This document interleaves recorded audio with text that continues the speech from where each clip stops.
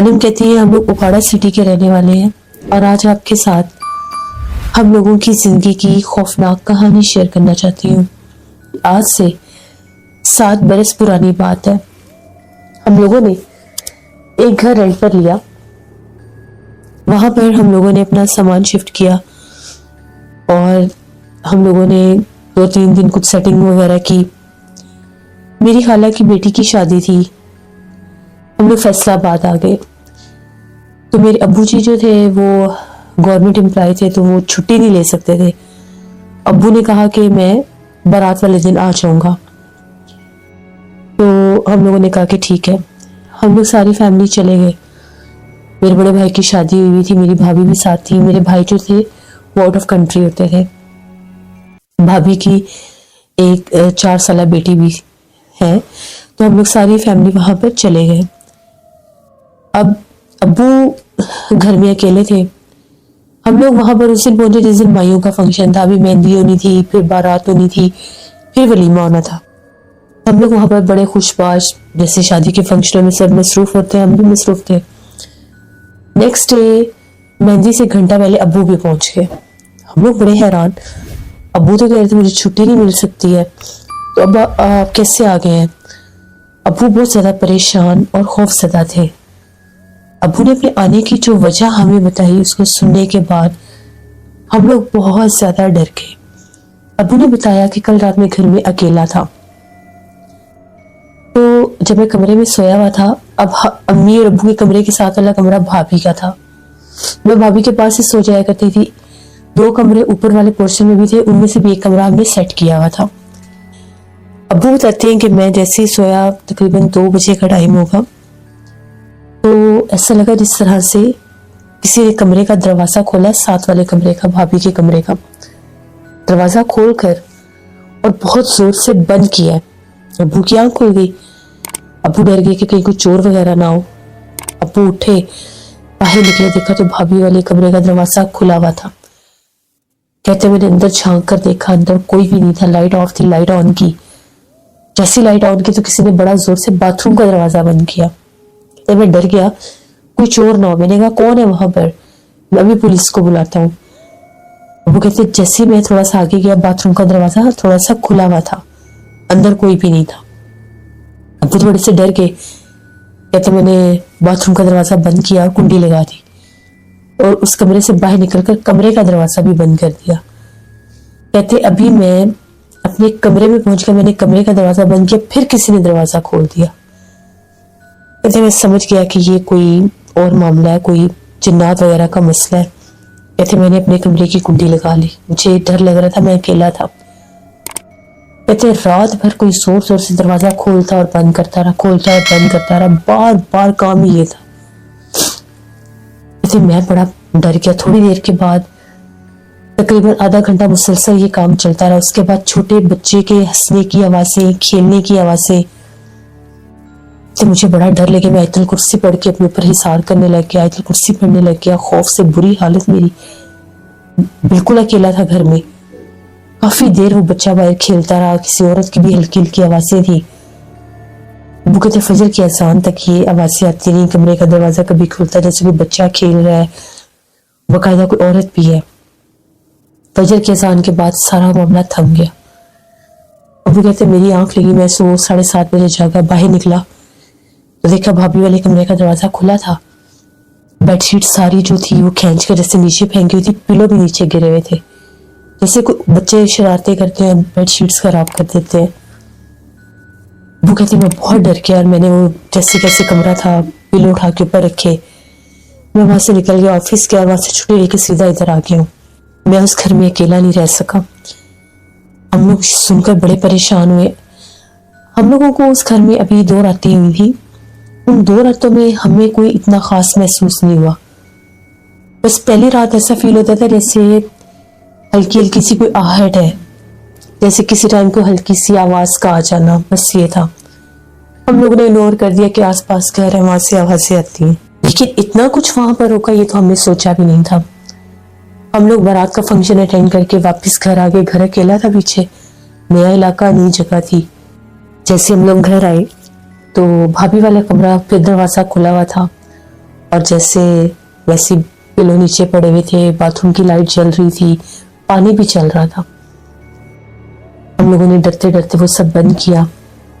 पूरा दिन हम लोग परेशान रहे, पता नहीं क्या है क्या नहीं। ऊपर वाले पोर्शन में जाकर देखा, सब कुछ ठीक था। अबू भी घर पर थे। अबू जिस टाइम असर की नमाज पढ़ के आए, अबू ने आके एक बड़ी अजीब बात बताई। अबू कहते हैं, मुझे हमारे घर के सामने वाले घर का आदमी मिला है, बड़ी माजरत कर रहा था। तो मैंने पूछा कि क्या हुआ, आप क्यों माजरत कर रहे हैं?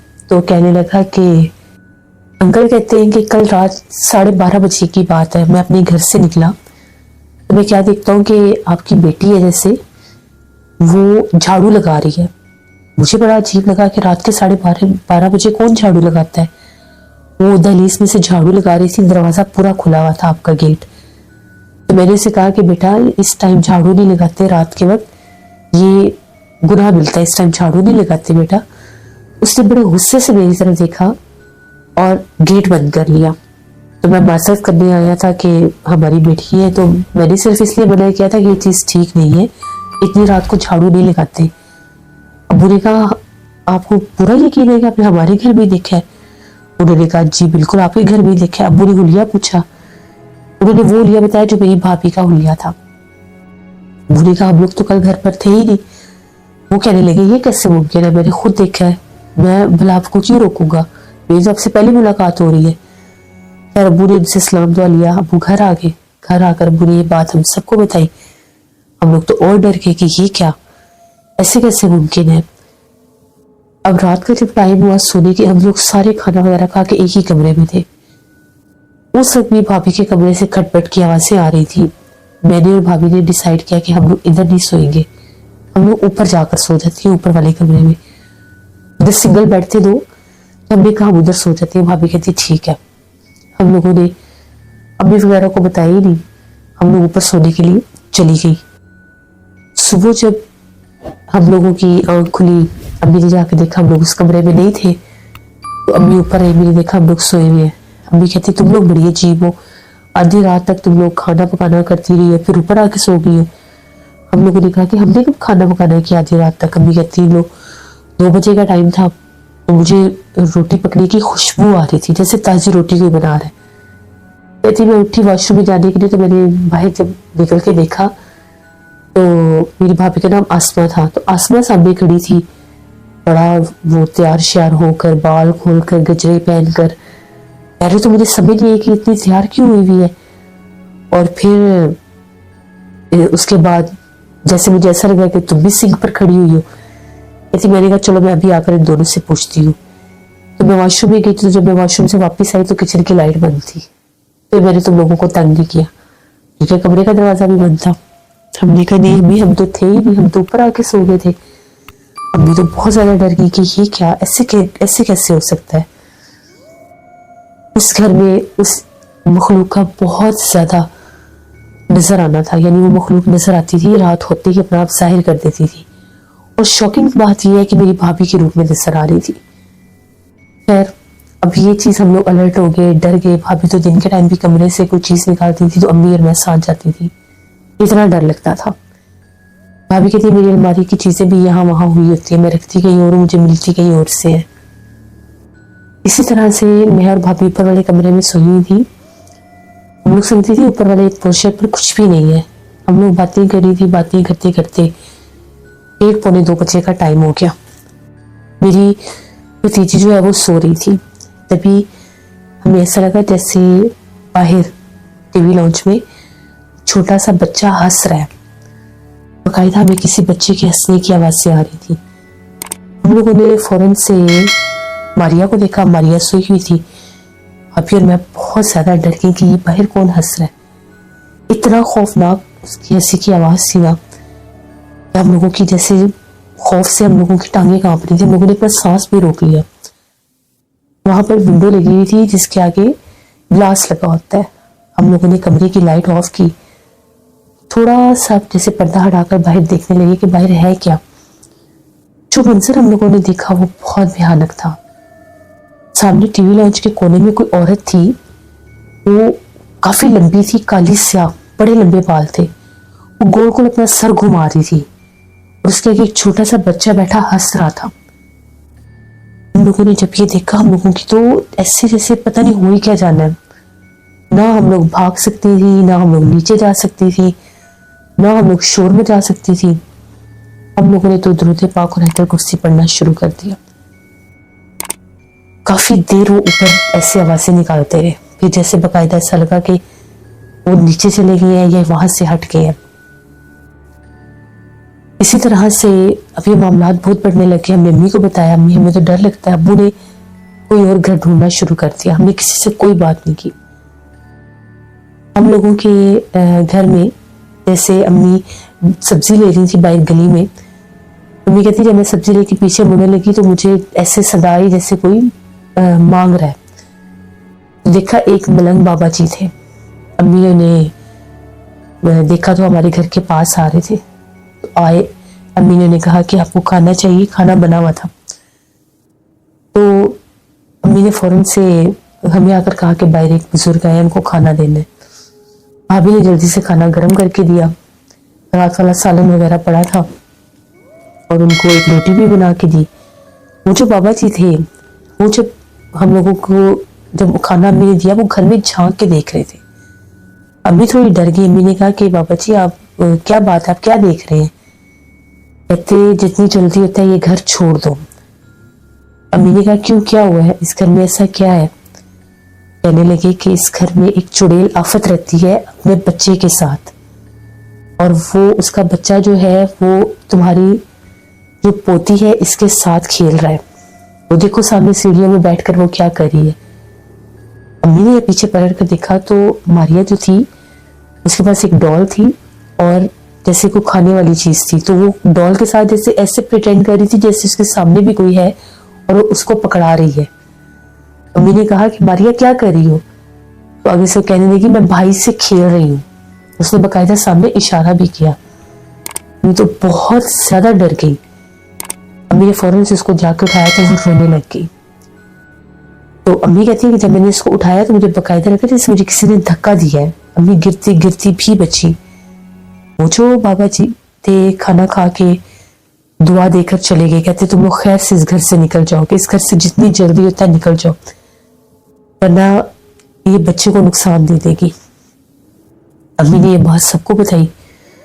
हम लोग तो बहुत ज्यादा हैरान कि पता नहीं वो कौन थे, कहाँ से आए, कैसे उन्होंने हमारी मदद की और हमें खबरदार कर दिया।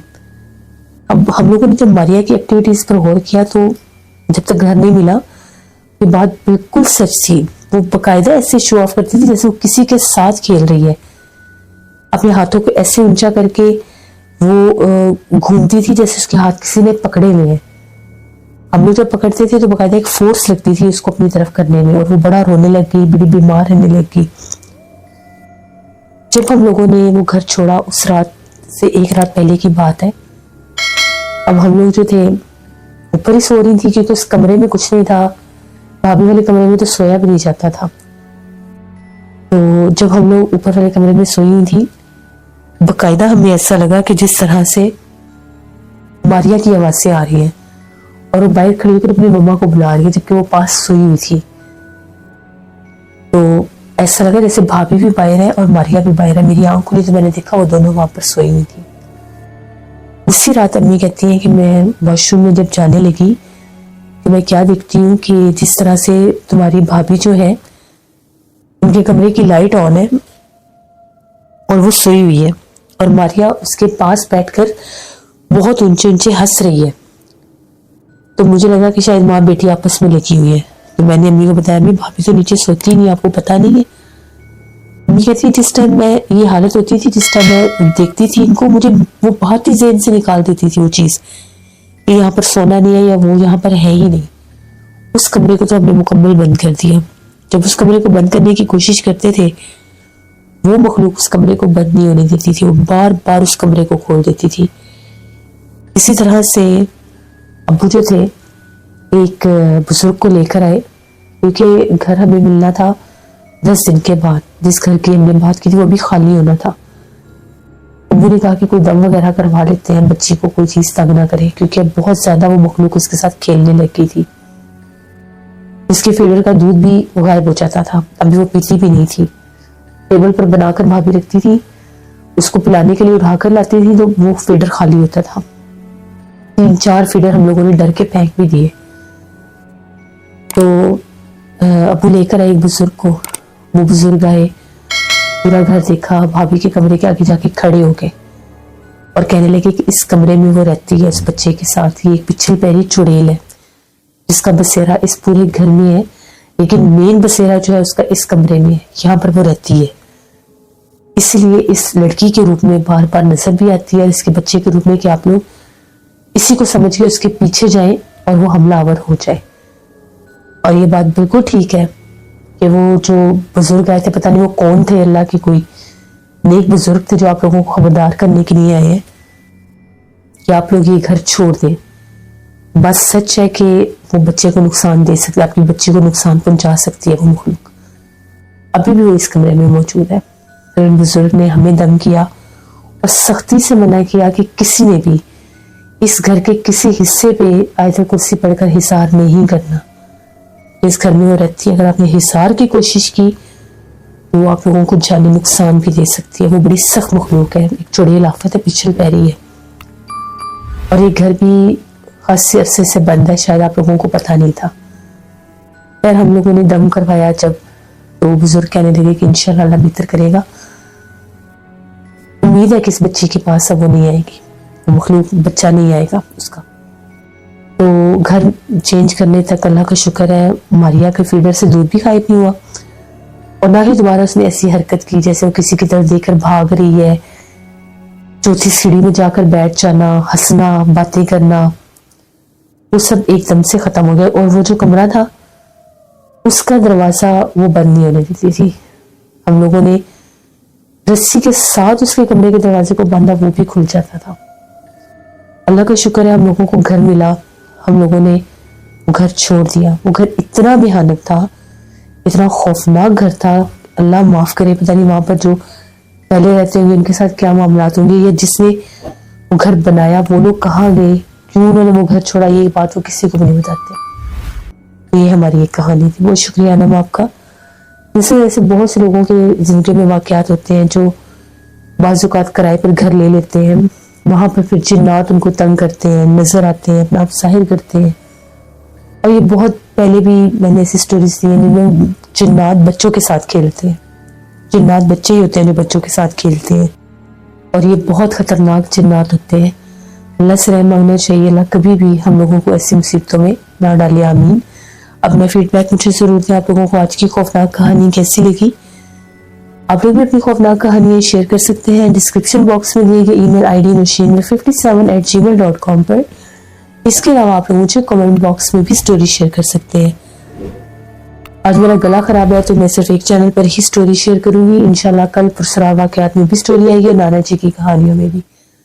अपना बहुत सा ख्याल रखें, अपनी ढेरों दुआओं में मुझे, मेरी फैमिली, मेरे पूरे पाकिस्तान को याद रखिएगा। Thank you for seeing my stories. Stay tuned. Allah Hafiz.